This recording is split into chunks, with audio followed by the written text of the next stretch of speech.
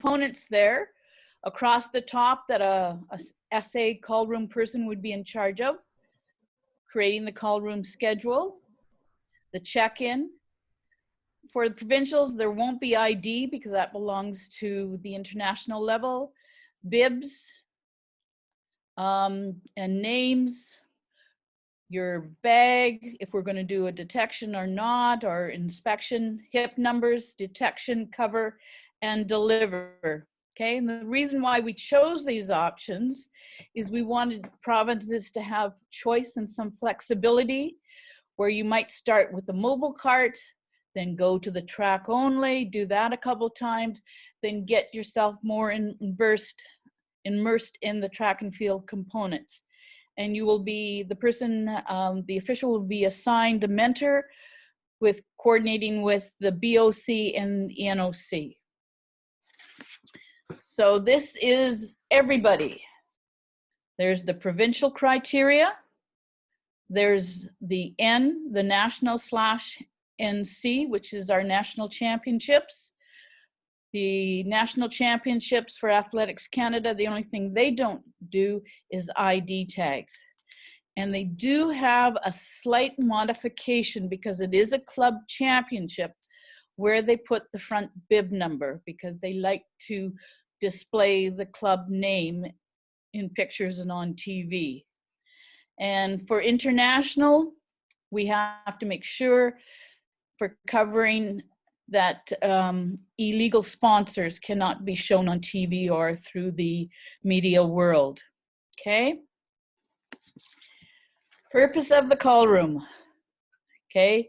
Keyword is competition ready. It's the only time both groups, the track and field, are under one roof in a secure area with a spike-friendly surface, and that's key because otherwise that adds complication. And the call room is part of the field of competition, and everybody has to abide by the rules and regulations of the said meet. The call room is the first point of contact at a competition. It is part of the meet, okay? The call room sets the stage for the athletes for the race and their event. And that's for provincial, national, national championship, international. Okay? There is limited communication between an athlete and call room staff unless there's an issue or an athlete has a question. We do not want an athlete to see a staff person in the call room showing them something on a computer or a cell phone picture or something, because that's grounds for a protest. All electronics are out of the way when we deal with our athletes. The call room goal is always to make sure there's a smooth, and I underline the word smooth, transition from the call room to the competition site. In Ottawa, you can change this, go ahead. We had a problem with hurdles warming up in a small straightaway, and it was upsetting the ladies. And then we had a men's event running, so I moved them right down to the back straight of the track, and we did the call room there. The ladies could warm up there. We put a call room benches there. It worked out perfectly. An athlete shall be excluded from participation in any event that they are not present in the call rooms. Now, call rooms can be just the main one, or there can be call room A, call room B. At the relevant time, it's published on the call room schedule. They shall be shown in the results as did not start. Okay, and there's the rules there. In the call room, what we do is we mark on the heat sheet or the flight sheet, DNS for the track, DNS for the event chief, sorry. The DNS is for the chief SA on the track. He or she will receive that. That person will notify the track referee, the photo finish, the announcer. Within the call room, whoever is the chief call room SA will notify the competition director and the technical delegate. Okay? But There's a window of opportunity called justifiable reasons, okay? And the factors are,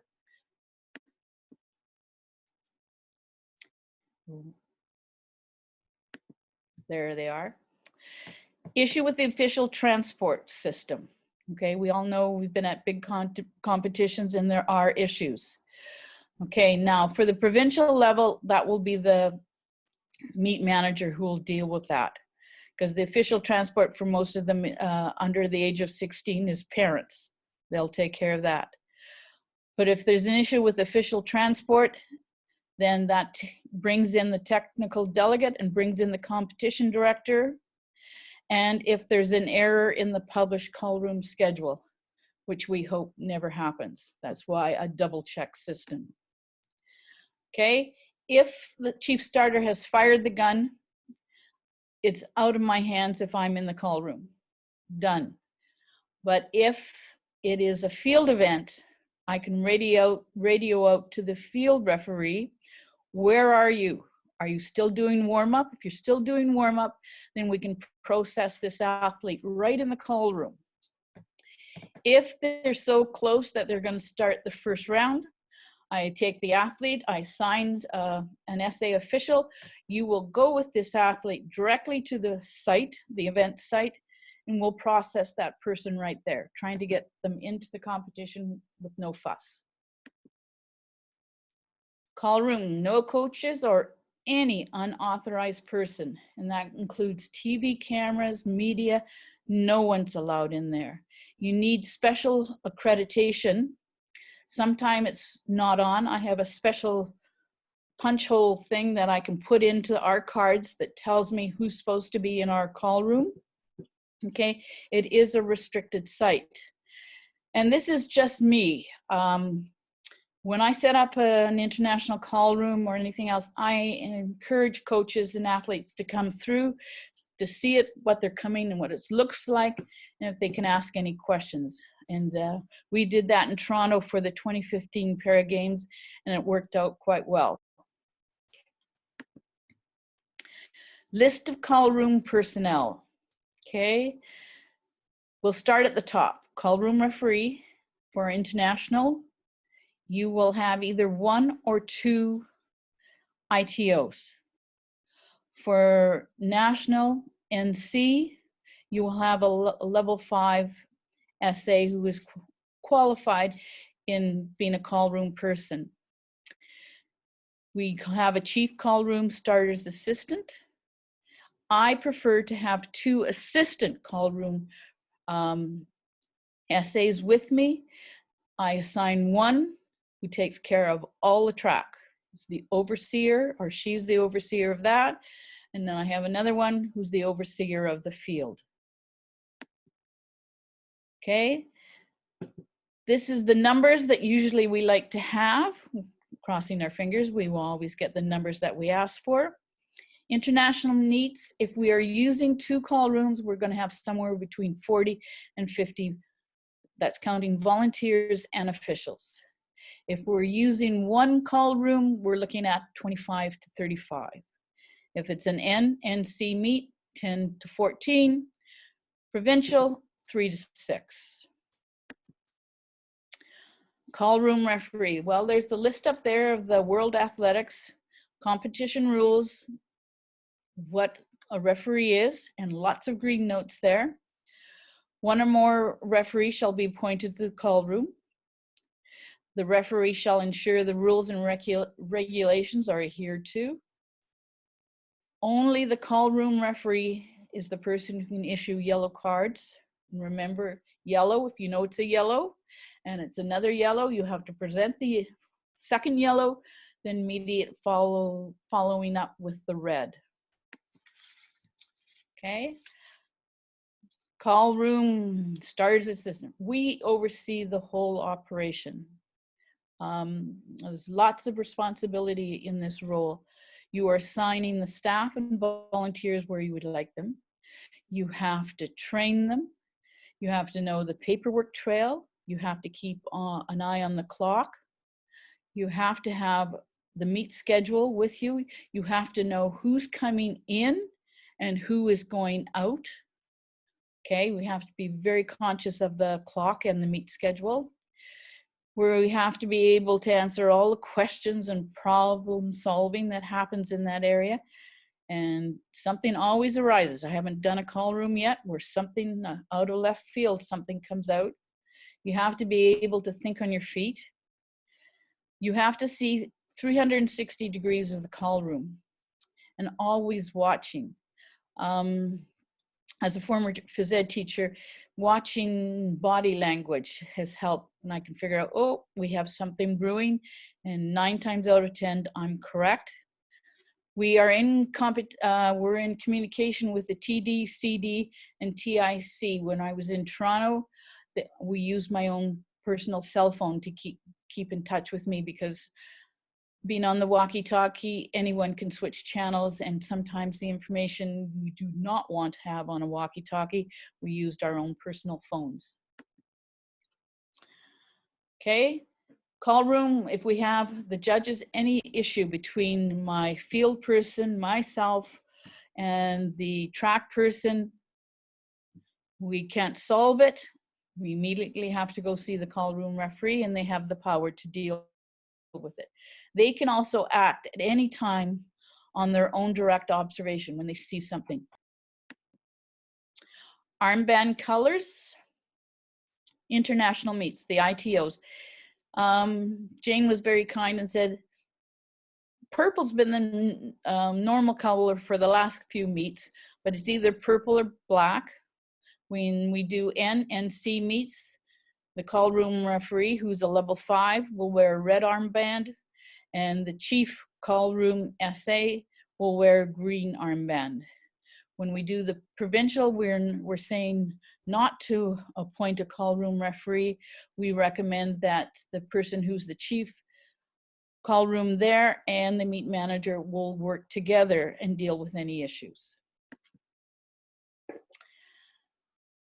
Call check-in gate staff. I had 2 wonderful ladies in Toronto who did a fantastic job, and it makes the life so much easier in the call room, because they remind people, no, your bag's too big, or you haven't got your right bib numbers or anything else.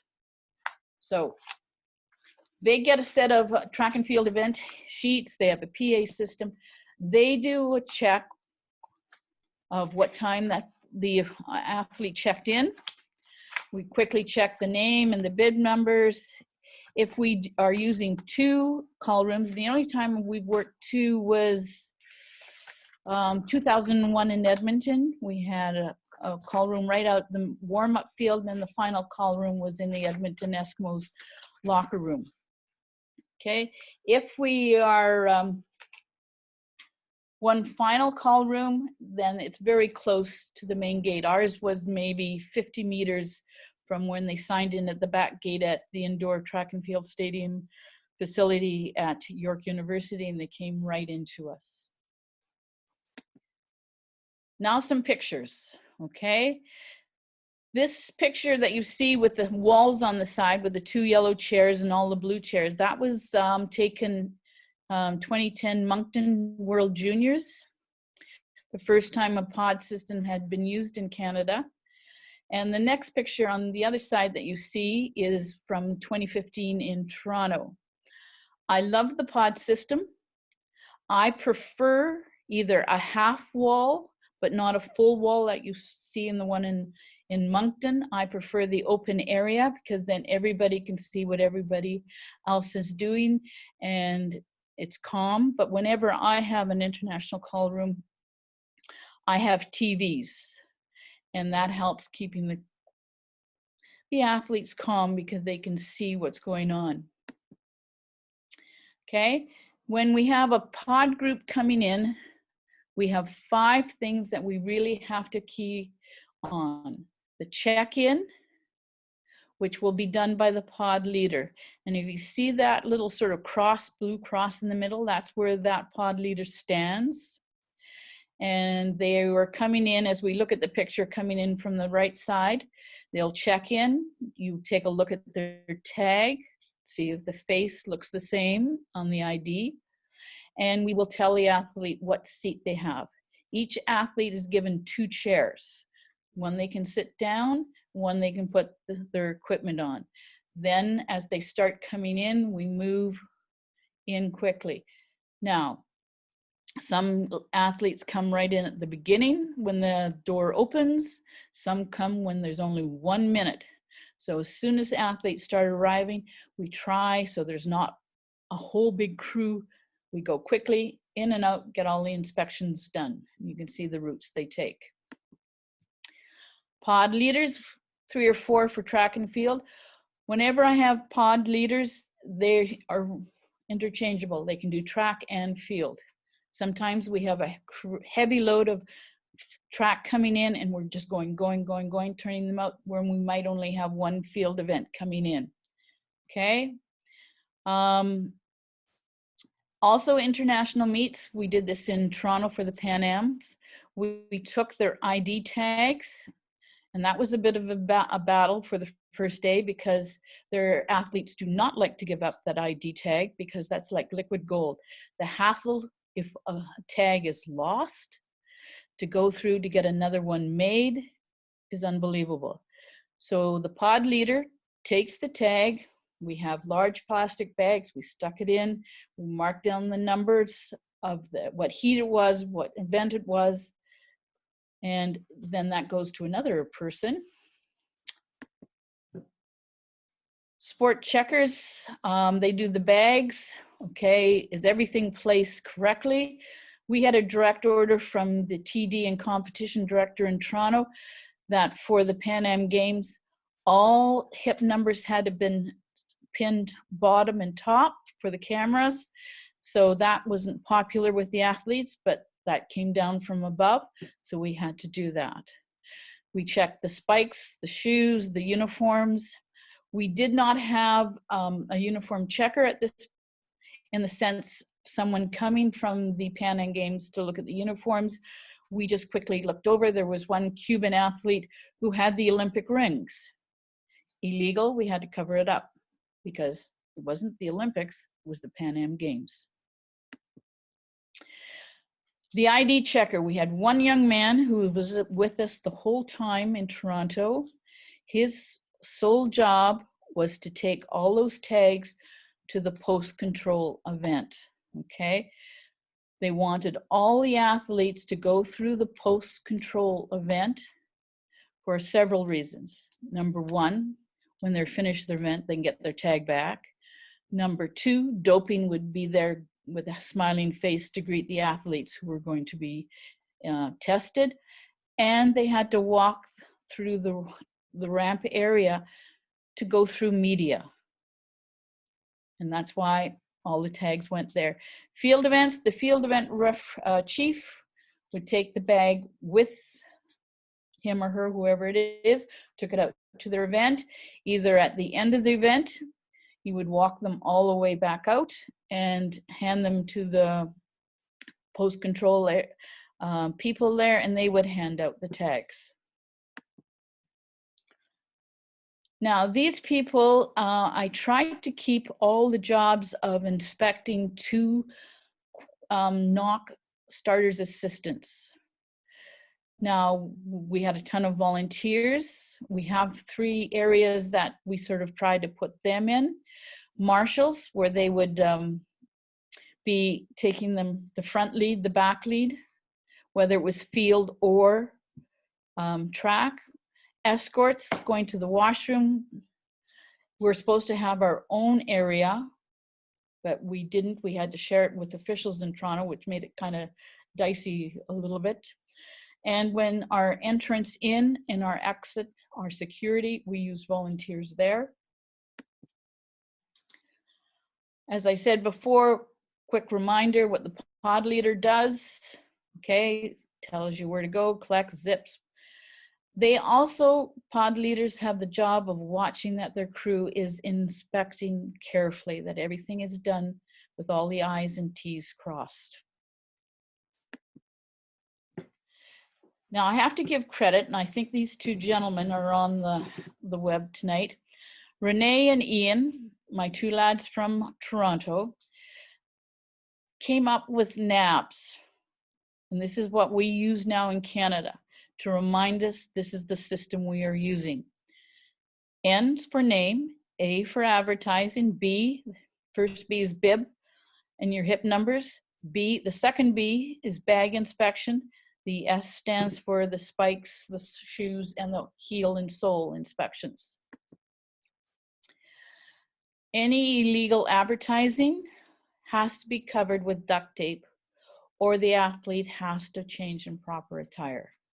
If there's time permitting that they can zip back out, get into the proper attire, but come back and still go through the inspection process again. If there's not enough time, I do not let them go and the duct tape goes on. They are told it cannot be removed because of sponsorships. Okay, has to be kept on. It's noted on the track and field, and the tape stays on for the duration of the event. This does not affect the provincial. They won't be doing that. Advertising, in 2010, I had an advertising gentleman with me, Carlo D'Angelo, but he was staff of the, at the time, IAAF, and he assisted me with the doing the advertising. Sport bags, contention. It is very difficult trying to do big, huge bags. So that's why we're sort of trying to push to have this, limit the size. It's for safety. If you have a ton of stuff, then all that stuff has to come out of an athlete's bag and we have to inspect it. So we're putting on a push and it seems to be working at meets that I've done. We let the TD and the CD decide what is going to be allowed and what is not going to be allowed, okay? And we're asking them to also decide what are they going to consider is competition ready, okay?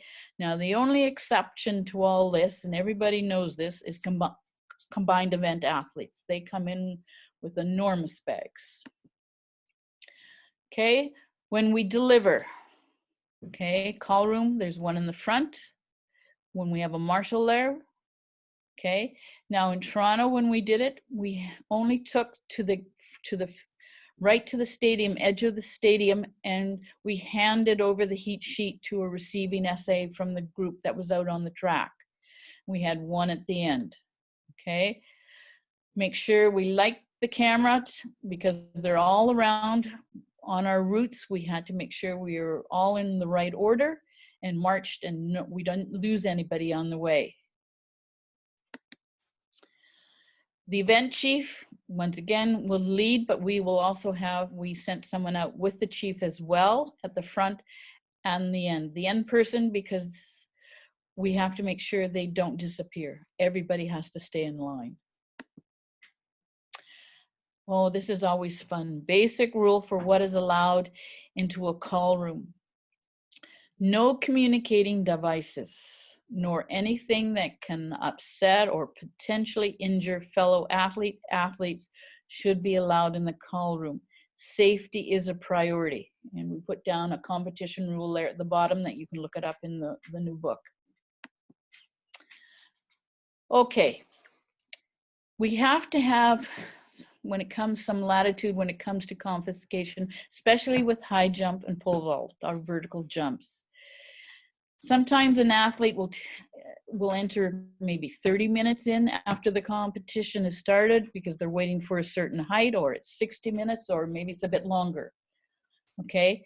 These athletes will need certain equipment to stay warm, okay? And part of a responsibility of a chief call room SA is to find out from the competition director, technical delegate, are there assigned areas for warm-up, and if there will be an official supervising that area. Okay, why we do not want to confiscate things. We don't have the time when it comes down to. We don't want to do it. The TIC doesn't want to be involved handing them back, or the sport information desk. They don't want to do that responsibility. And there's a legal issue over lost items. No host organizing committee wants to be held responsible. To be honest, it is a waste of time doing the paperwork for confiscated items, because then you have to explain why you're taking it away from them. Okay, legal spike size type. We look at those things. Okay, now this is in the rule book. It's a technical rule, 5.4. If the track manufacturer or the stadium operator mandates a lesser max, this shall be applied. It also has to do with the manufacturer warranty on the track, and that has to be all decided at least 6 months before a big international meet, what's going to be allowed, and it has to be in the coach's manual and the athlete's manual. If you are allowed to take a second pair of spikes out or throwing shoes, as long as they're legal. You are allowed to take your own spike wrench out. You're also allowed to take a tape measure, and I think some people use a string now to measure, which surprises me. You are allowed the small hamstring or quad rollers, small towel, sunscreen that is applied by hand, and I underlined and say the word hand. Hats, depending on the day, if it's scorching hot, they have to be approved by the TD, and that can be told to me first thing in the morning when I get there, and it happens. Then approved therapeutic use exemption, okay? That medication, I have to have that documented, and that usually comes to me from the TIC center. Examples of possible confiscated items: electronics, communication devices. No device that can be communicate. Now we have to look, part of the inspection is, think of those covert surveillance and those little earpieces in the ears. We have to look for those now, and that's including able-bodied athletes and para-athletes, okay? Spray paint, any spray item, whether it's suntan lotion or perfume, because they spray and it goes all over. They do not pay attention who's around them if it gets into their eyes. Glass, illegal spikes and shoes, sport event implements, as Jane has told me when she got back from Rio. She was in charge of the women's throwing discus, and a lady, one of the athletes, walked up and says, "Can I use these two implements?" And then they realized from, that was the second day, that they needed 2 ITOs down in the call room, okay? And tape, except for pole vaults, they're allowed to take tape out. Example of possible complicated items, umbrellas. Now that depends if the host organizing committee has umbrellas for rain, for shade, or whatever. But umbrellas, if people don't pay attention and you're opening them and the points get into someone's eye as you're opening, that is a dicey one. Stretching ropes, surgical tapes, if they're skipping, not paying attention, or they're pulling and stretching, and the snaps, hitting someone in the face. No large bath towels, blankets. Now, that is all dependent on the weather, because if it is freezing cold, and they probably will bring blankets from the residence or the hotel, wherever they're at. It is the whipping around action, wrapping around. We have to be very careful that they don't injure someone else. And the yoga mats, okay? And once again, the TDs and the CD have to approve this. Combined events, Richard Winton's favorite group, okay? We only see them the first event of each day. And I believe the first one on the first day is a track event, and the second day is a jumping event. They come in with the biggest bags I've ever seen. They're goalie bags. We only ask them for their uniform and their spikes. Do not open anything else up. We inspect that, out they go. Then they're assigned their own call room SA chief.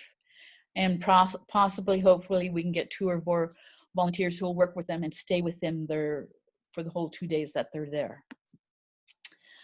Okay, keys for accessible call room. Get everything improved early, like we've talked about. The spikes, okay, what type, what style, what is, that information has to be in the coaches and athletes' warm-up books, everything that's going to be legal.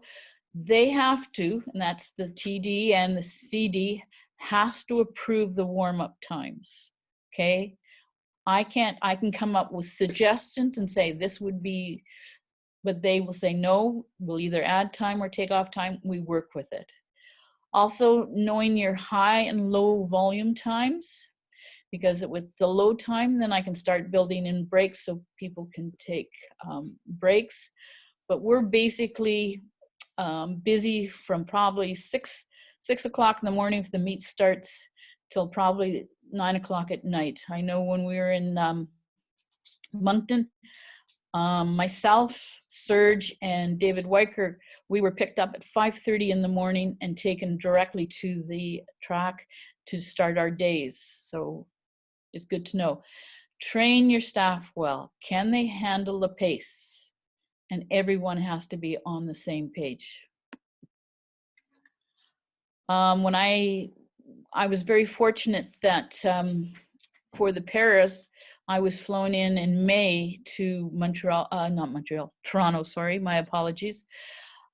We did the NTO Para exam there. I got to tour the site and see everything, so I knew where the washer and dryer, medical, where the TIC was going to be, all the bathrooms, so it's great. Okay, always be aware on the field of competition what is happening, because I'll show you a slide.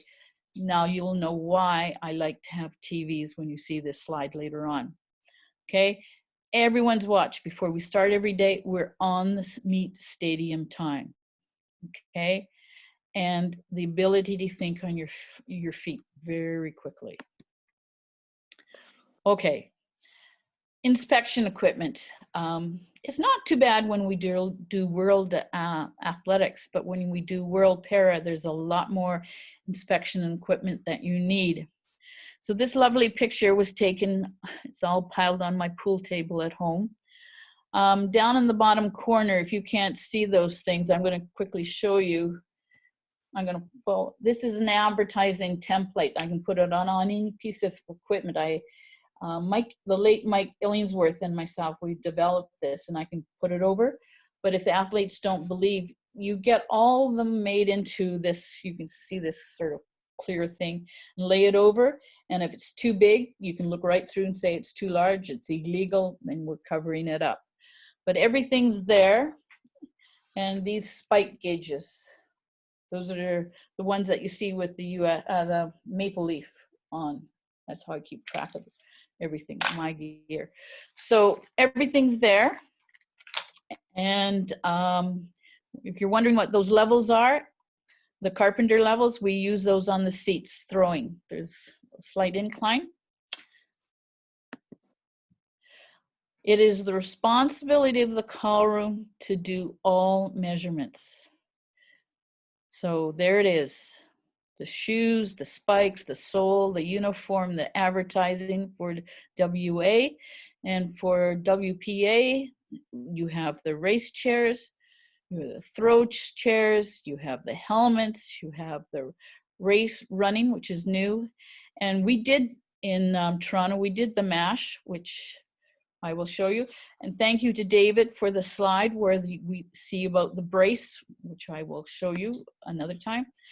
Now, there's the fun. Call rooms inspect para chairs, and notice you've got the race chairs and you got the throws chair. All that has to be inspected. Okay. I'm not going to go through all the requirements, but usually when I'm doing para, I have a cheat sheet for all my people, and it takes the whole call room, and we go in and we measure all the race bikes, all the throws chairs, and they have a sheet that tells exactly what to measure, and I have them ordered in order. And the new one is the bottom. We have the brace attached to the pole and frame. Okay, now you're going to be put to work here. Take a look at these three pictures, and David, you can't answer, or Louise. Which throwing chair is legal? The chair, because the thrower is not. Look at that bar.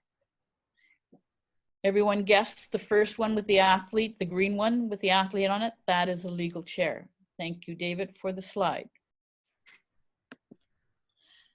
We have to do the tethers. Now, David did this in his presentation, but on track events, the red area that you see has to be 30 centimeters. The road events, it's 50 centimeters. Then the loop and the black button closest is a locking device in there. The one that is by the red is a fixed stopper. And MASH is maximum allowable standing height. We did that in Toronto. I think Renee was in charge of that. When we do World Para Athletics, all measurements, inspections are done without the athlete in the chair. When we have done a chair inspection, whether it's race or throws, we leave a sign that a piece of paper on a tag, okay, or we leave a piece of paper that says issues, okay, and all those that have issues, whatever chair it is, are moved into one area. And the final check on steering and braking, yes, we do that in the back in the measuring area, but it belongs to the chief SA track to do another check on that. This is race running, is a form of assisted running, and that is going to be part of Paris. As you can see, they're leaning in, and we will be measuring those bikes when they come in. Those are the race chair requirements, and I'm not going to go through all of them, but they're listed, and once again, I provide a cheat sheet on that as well. Okay, this is for vision, which is TF10. Eye patches, eye mask, or proof opaque glasses. We have to make sure the eye cavities are completely covered. Okay, the eye mask or the glasses are effectively blocking out the light, and it is the chief call room SA has to inspect all of them. Okay, call room schedule. There's three things an athlete loves to look at. First, he'll go over and look at the event, find his event or her event. Okay, then they look at the start time. Okay, next thing they worry about is how much warm-up time have they got and when the call room closes. Now, usually between when call room opens and closes is about 10 minutes. And if you can time it, we're trying to time it, get it down to, we only keep, if we can get you in there just maybe 15 minutes max before you're going out the door, great, that's our goal. When you do that call room schedule, you will always be working backwards. Yes, you start and list all the events down one side. Let's say it's all the women's 100 meters. List them all there, how many heats, maybe there's 8. I leave a line, then I go to the right-hand side of the page and I put the event starting time. Then you start working backwards and filling it in, okay? First time you do it, always do it in pencil, okay? Then I have someone check it, another official check it. Then if I'm doing it that evening for the next day, when I go, everybody's approved, I put it into ink, then I get the schedules copied and I put them out. But I never do track and field on the same. I do all the track on one and field and put them in different areas. It helps break the crowds that are looking at these call room charts. This again will be approved by the technical delegate and competition director. These are only suggested warm-up times. Okay, now we go down to hurdles. Now there's 2 times there. We see 7 to 10 or 12 to 15. One of the things I have to find out from the crew, the equipment crew, is where are the hurdles coming from? And to make sure that you start setting up flight 1, 2, 3 going towards the finish line. You will not set up from the finish line coming down to our start line, because that throws the whole television crew off. So that's something you have to watch for, okay? And here's a filled out one, okay? Now, one starts at 10. There's a 9:30 in there, but we work backwards. So technically, it's not the women's 100 who I will see first. It's going to be the men's pole vault, because their room is opening at 8:33 and it closes at 8:43. So they are first. So even though they're not starting till 10 o'clock and there's a 9:30 event, the order they're coming in will be different, and you have to be aware of that. These are simple things for being prepared. I've talked about finding out what is legal, illegal, find about the shoes, find out about the spikes, find out about the warm-up times. Make sure you get your list of equipment that you want. Now, if you're coming from Winnipeg going to Toronto, the list was sent in early, and we had all the equipment when I arrived. And I always make up sets of measuring equipment, so every group has their equipment. You get a chance to review the meet schedule. Have we got all the signage? And that's, I had it all here in Winnipeg, but I mailed it to Renee and Ian, and they paid for the postage, thank gosh, both ways.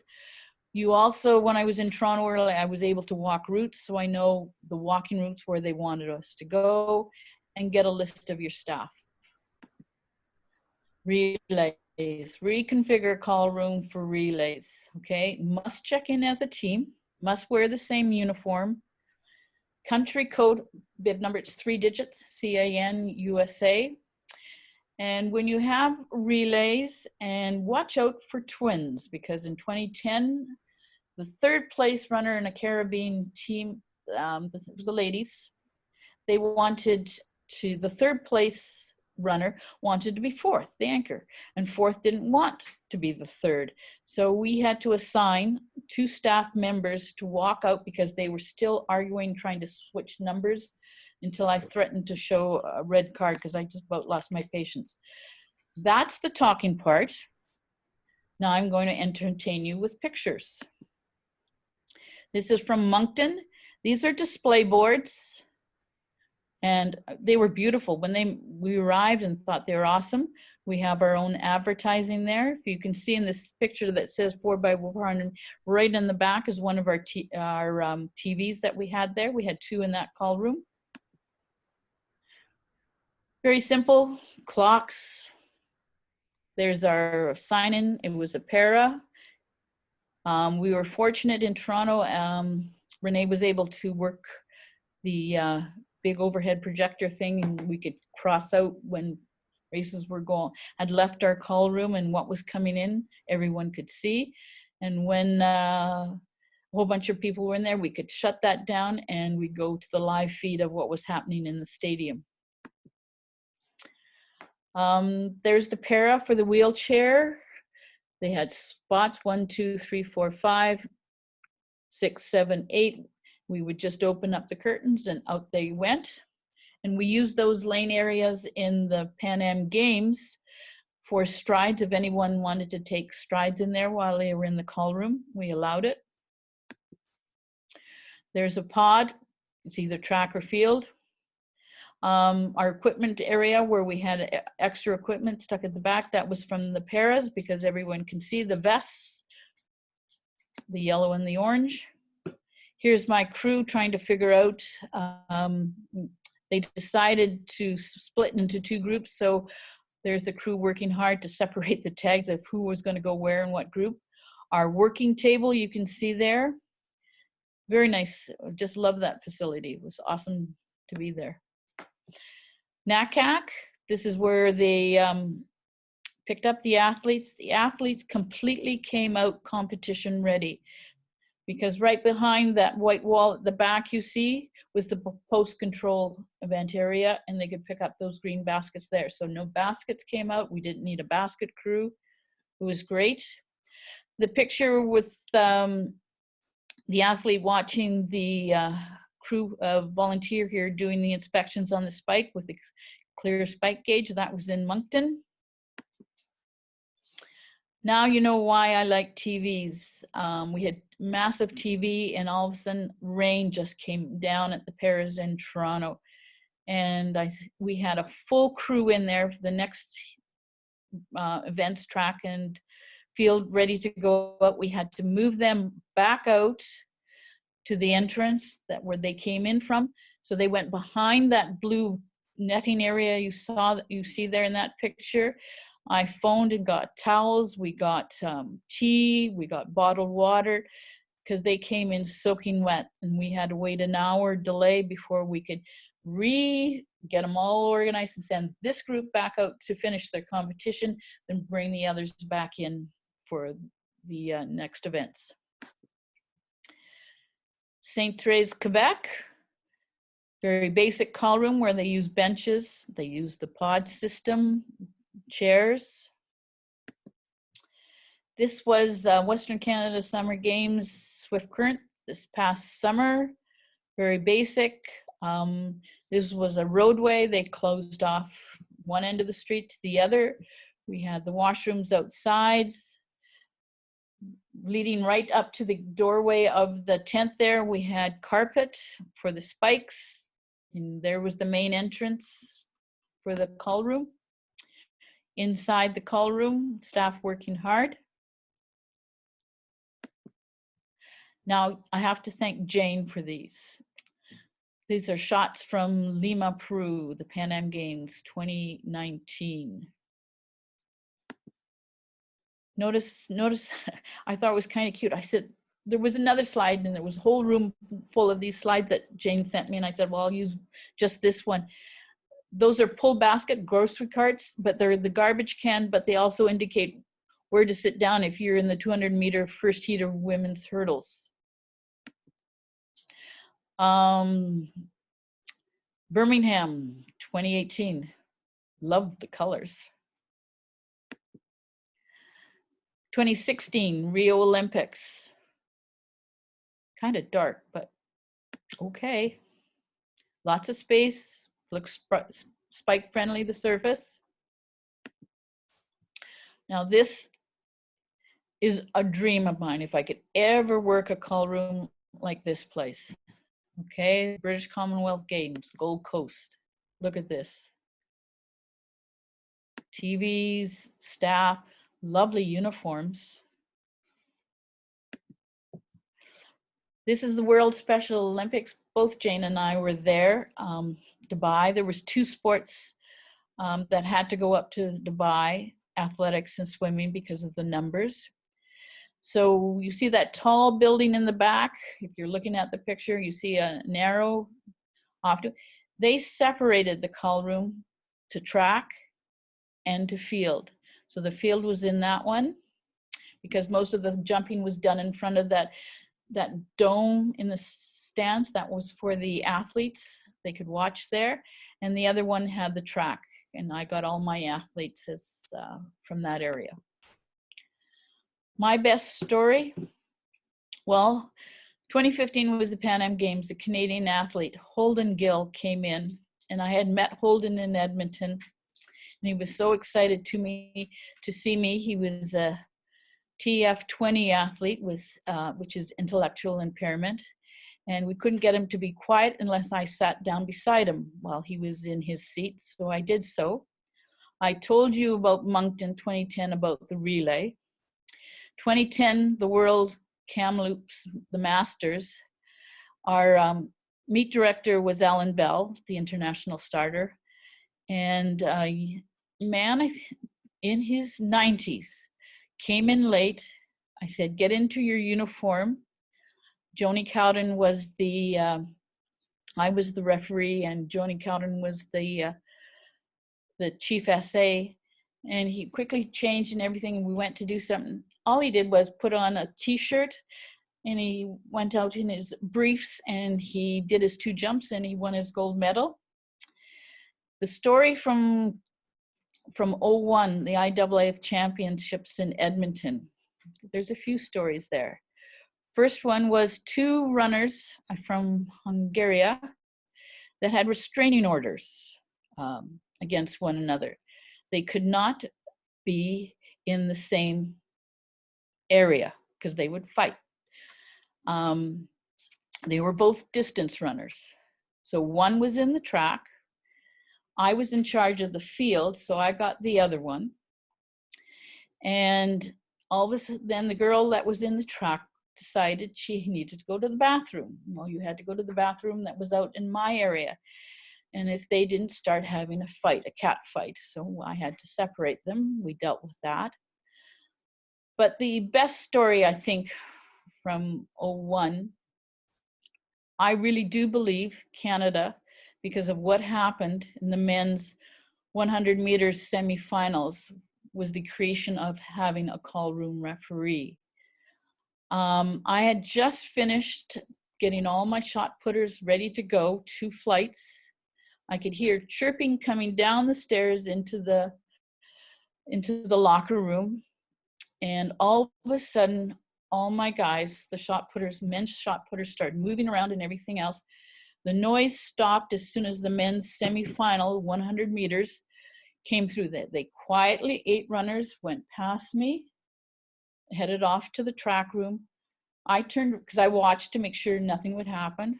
Then all of a sudden, my guys go and sit down. Nothing. They all give me the thumbs up. I went, I guess you don't like the thoroughbreds. I got nods.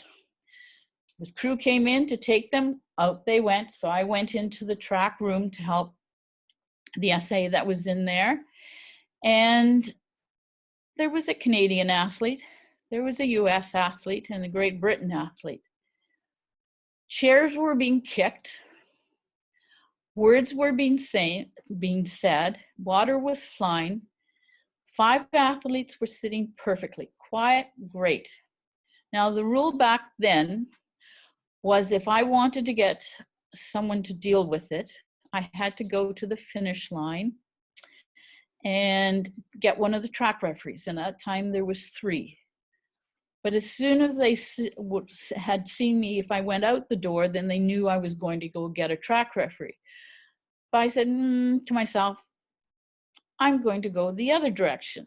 Now, just outside the call room was the ITO boardroom. Mr. Salcedo, Jorge Salcedo, he was a chief ITO. He's also in charge of the technical committee that creates rules.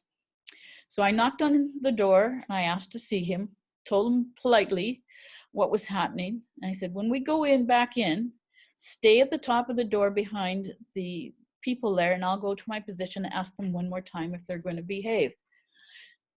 We did that. I asked them, and I was told politely with some, what am I going to do about it? I said, well, I'm not going to do anything else, but this gentleman here, well, you should have seen their faces fall. They quickly started coming towards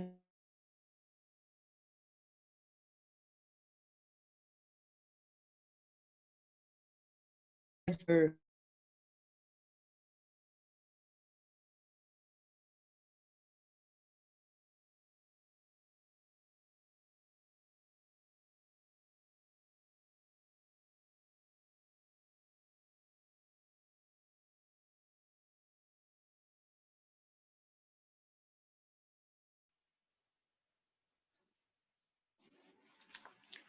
Ask him, Serge, are you with me?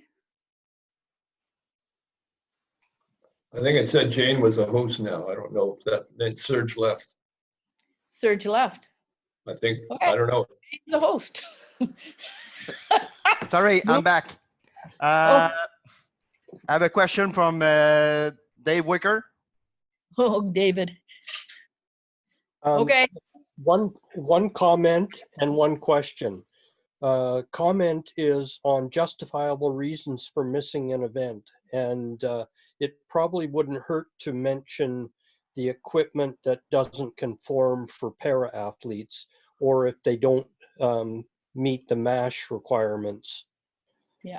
The question though is, you were commenting on keeping an eye on the schedule. I guess the question is, what do you do in the call room when the meet gets so far behind in certain events? Well, if they do get behind, I'm not answering my phone because I know what's on the other end, what's happening and everything else. We just back things up if we have to. Like if we're delayed because of equipment breakage out there, let's say pole vault or high jump or something like that, then we back it up and we try and find out roughly how far they are. And then we will go out and put a sign out on the display board areas where the call room schedules are. And we also, with the gate, check-in gate area, they have a PA system so they can announce out to the track that there is a delay in event X by 20 minutes. So the check-in time for the opening of the call room for them will be backed up 20 minutes. So we try and keep on top of those things. So we do adjust the schedule because of what happens in the main stadium. Thank you.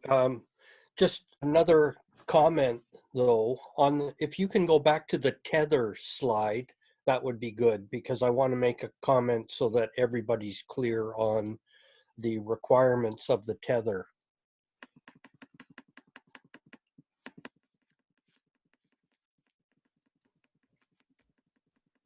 Here comes those.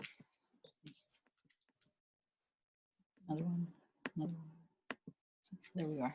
There. Okay, on the tether, where it says the track length, the maximum length, which is from the end of the blue ring to the end of the blue ring, is 30 centimeters. The red part, the maximum for all events, whether it's 50 centimeters for road events or 30 centimeters for track events, the red part can only be 10 centimeters. So that's the maximum for the red part between the black fixed stopper and the other black fixed stopper. And athletes may not shorten this 10 centimeter in any way. In other words, they can't even hold the fixed stopper. Okay. So you're saying the red, because that diagram I took out from the world is 30, and they were saying that was 30 centimeters right in there was the red by that No, diagram. I think if you look at it real carefully, the red part probably shows only 10 centimeters, and the maximum length is the bottom line that shows from blue to blue, which is 30 for track and 50 for off track or marathon running. Okay. I think that's what that diagram shows. It comes right from the rule book from Yeah, that's where 2019. Yeah, that's where I took the picture from and inserted. Okay. All right. Okay, Ian Reed has a question. Hey, Jennifer. Hi, Ian. Question. How's it going? One of your first slides, you talked about limitations of who's in the call room and explicitly said, I think, like no TV cameras. Doha 2019 World Championships, there were TV cameras in there. And I mean, it was great from the spectator side seeing how an international call room goes. But what do you see if this is the way going forward that meets are allowing TVs in, how that can be controlled in terms of meeting what your goal of the call room is in terms of having the athletes competition ready? Some now are going, you cannot have a physical movie camera crew in there or a television crew, extra bodies. but they will put cameras in there, and they have a light that says when they're on and when they're off, when they're filming. So I always tell my crew, watch those, but I will not have physical bodies in there because they don't pay attention when they have those lenses and everything else. I will not allow them in, but I have no issue when they have the cameras mounted around the facility that can take pictures inside the call room. Okay, so Doha was just more like a security camera type setup mounted there as opposed to an operator or cameraman with the shoulder mounted unit? Probably, but I'm not sure. Okay, I'd have to double check. I know I did a couple of screenshots from the video feed of it just so I could have record, but I'd have to see what I was under the impression that they seemed to be an actual person in there with the camera. I would find that very strange because Yes. security reasons and stuff. So, but as the word goes in athletics, compromise. We find a way to make something work because we know the World Athletics wants to put a good show on. So does the World Para Athletics want to put a show on. It's Right. just I have to be aware of safety because I don't want someone turning quickly and then have a camera slice open their face. Right. Okay, thank you. You're welcome. Good to hear from you. Other question? Just unmute yourself and just say your name first. Keith Newell, Jennifer, Hi, Keith. how you doing? You used a technical term I didn't understand. You used the term quite often. It was Toronto. What is that? Hey. Anyway, Well, they got higher numbers in COVID than us here in Winnipeg. Yeah, it was a great experience. Just a comment that there are so many things that can mess up a call room schedule. So be prepared. It's like, as you said, equipment failure, rain, things get rained out. Lightning can delay you for more than an hour or even 2 hours. So you have to have a schedule, an ability to change the schedule almost on the run. So beware. Yeah. Also, what is a mobile, what is it you called it? A mobile cart. It will be out very shortly. Jackie Downing and I are working on that. And basically think of a food tray. It's a cart. It's got 3 levels. And it goes from the start line. Let's say you're starting the 100. Then the next race is the 15. You will do the marshalling right there where they have the heat sheets and the bib numbers or hip numbers. And the athletes come down to the track and the signing is done right in there. And the person who's in charge of the person who's running that mobile cart is the SA track. They'll work with that person. This is all something quite new coming down the pipe. So our deadline, and I would say Jackie and I are probably 90% done with all the material that is going to be coming out, and you'll be all seeing it very shortly. Also, what would be handy would be a copyable piece, a number of things with, the red circle with a line through for not allowed items that anybody running a meet could actually just print off and laminate if necessary and stick it up, and it saves a lot of conversation about what you can and can't have. For example, cell phones, whatever else is on the list, throwing implements, etc. Yeah, that's all in there. Oh, good. Yeah. Thank you. You're welcome. Other question? Question from John Cull. Hi, John. Hi, Jennifer. Question about para athletes and the call room.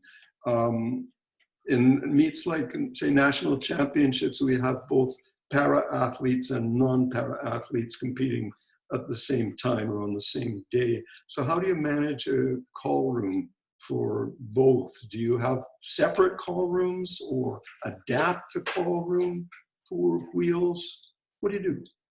You just adapt the call room, the pod area, to fit able body and para. You just make sure that they're in there. Okay, so you don't typically have a separate area or go to them. No. You do it in the regular call room. No, they're athletes. Doesn't Yes. matter. They all come in. Okay, thank you. You're welcome. The problem, John, about that having two separate call room is that you need to have two different staff, and also you have only one call room referee. Problem is that if we want to make any decision, that means the referee has to flip flop, and whatever the distance are between the two call room is like could be huge, or if they're side by side, that's okay. But if there's a different, we did have an issue in Ottawa about para, and the call room was not quite that close, and we did have an issue about the rule, and at the end the actually was DQ because of the referee didn't see something. No, I was not advocating for separate facilities at all. I was just wondering how you manage it. It must affect the size of the call room that you need if you're bringing the athletes through. So you have to consider that. Yep.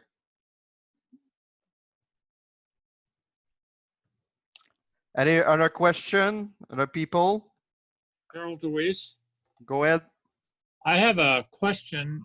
ITOs that in international competitions often become the referees get assigned, but they don't necessarily have the expertise in the particular area. For example, maybe there's an ITO that really has never worked in a call room, but they end up being the call room referee or the ITO overseeing the call room. How do you deal with people who don't have as much knowledge and experience as you do, but have the responsibility? You work as a team. One of the things I'll do is sit down with the ITO working the call room, and we discuss, we talk, we draw up a plan, and often I bring extra material with me about what I've done on call rooms and everything else, and I share that information, and I show them the measuring equipment, and we work together, we make it work. So that's how I do it. And also, Carol, that all their training they receive, that means they're trained for all the event. That means they kind of in their own training, and when they're going through the certification, they have to go through the call room also, all the shebang. Well, I know that, but I see unevenness in the background of some of the people that are putting those responsibilities.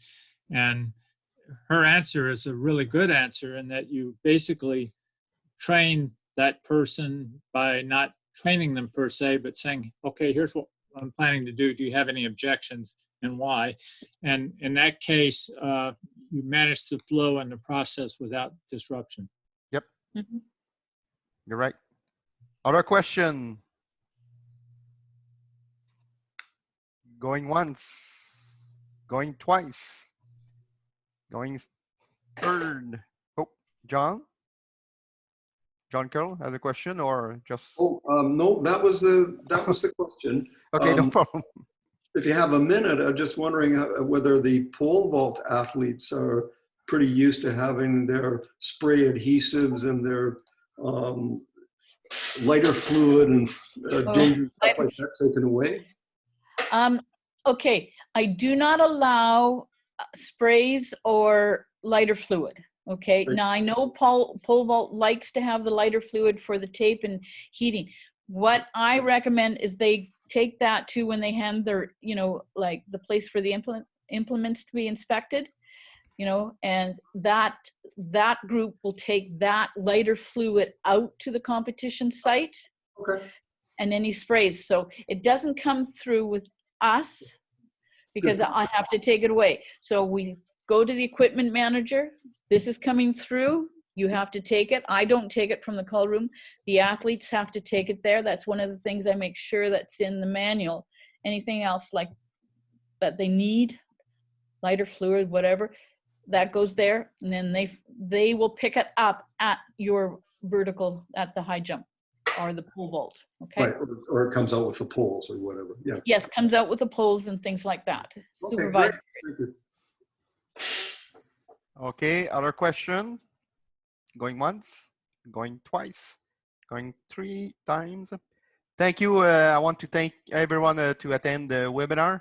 I want to especially thanks Jennifer to put the webinar on and to give us her wisdom.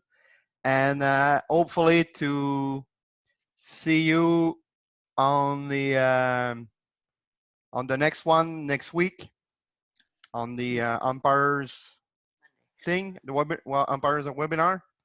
And any comment? Last comment? Thank you. You're welcome. Thank you, Thank Jennifer. you, Jenny. Thank you, Jennifer. That was great. Thanks, Jennifer. Thank you. Hi, Lily. Good to see you. Hello, and we're good people in Toronto. That's scary. Okay. Stay safe, everybody. Thank you. Have a good night, guys. Bye. Thanks, Jen. Bye. Bye, Jen. Bye. Bye-bye. Hey, Lil. Hello. Jennifer. Papa.